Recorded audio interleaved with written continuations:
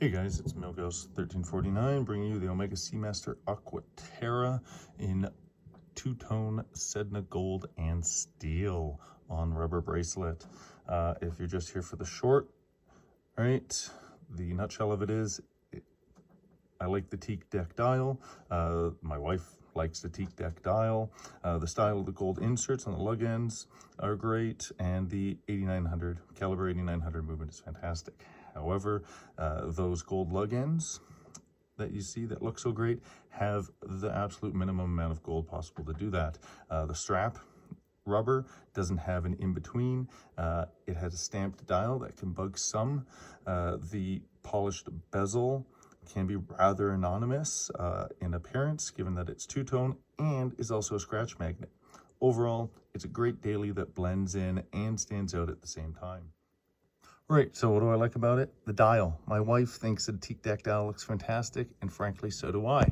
The modern interpretations of the Aqua Terra dial keep getting better and better, and this is a good start to that, especially when compared to the narrow horizontal versions of the older models.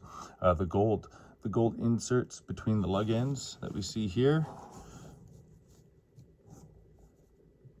are visually very attractive and really does a lot to add a lot of visual appeal to this model.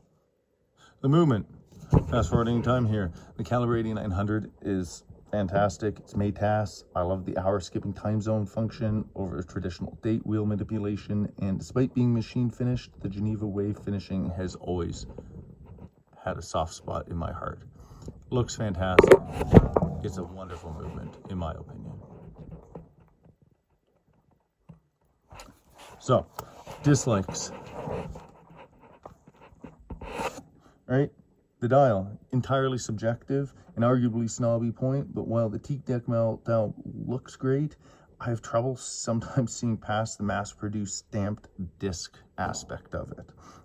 To each their own. The polished bezel. Right? It's a scratch magnet, despite being Sedna gold, and tends to blend in more than it stands out, which for some might negate the whole point of a two-tone watch. All right, gold. The gold inserts between the lug ends here look great, right? But also use the absolute minimum amount of gold and are actually, when you take them out, quite small in size. The strap, despite being a strap, I found that the OEM rubber to be either slightly too tight or slightly too loose for me. I also found at this model that the black was too black, and ended up getting the latest gray model, which you see here. Kind of comes off black, to be honest, in film, but it's dark gray and it looks much more fitting on this. Visually, it looks great, right? But for me, the two-tone model is just a little bit too anonymous, and something about it just lacks passion. I don't know, it's just too machined for my liking, or too mass manufactured. I don't know. It's entirely subjective, of course, but just don't expect it to stand out like many other two-tone models will, whether you want it to or you don't. Again, a pro or a con. So, and finally, RRP. So, typical ask for modern Aqua Terras, especially when compared to SMPs, for example, really baffles me, as I just don't perceive them as vastly superior products, justifying the high premiums for them. Now, the SMP in the Omega product line is arguably a mid-tier product, while the Aqua Terra has been positioned at the top of their lineup, relatively speaking, and thus a price differential. Aqua Terras are certainly attractive, and at second-hand prices or gray prices, much closer to the real value than any Rolex product, for example, or the absurd asks for IWCs that we've been seeing. This said, at least it keeps getting better looking. All the components are in fact gold, not gold capped or anything like that. Personally, I view the two-tone model worth no more than around 8K Canadian.